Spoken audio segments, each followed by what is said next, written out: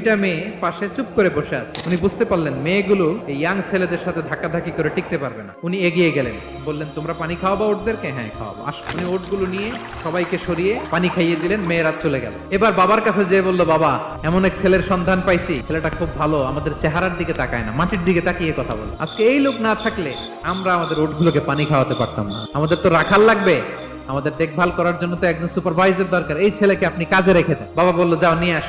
মেয়ে দুজন যে বললো, আব্বার কাছে চলেন, আব্বা আপনার কথা বলবে, আপনার সাথে আলাপ করবে। মুসা আলাইহিস সালাম বললেন, ঠিক আছে, তোমরা পেছনে পেছনে যাও, আমি তোমাদের আগে আগে যাই। তোমরা আমাকে বলবা যে ডানে না বায়ে না সামনে। মুসা আলাইহিস সালামের নজর যেন তাদের দিকে না পড়ে। মুসা আলাইহিস সালাম বললেন, আমি আগে যাই, তোমরা পেছন থেকে বলো ডানে না বায়ে, কোন গলি, কোথায় যাব।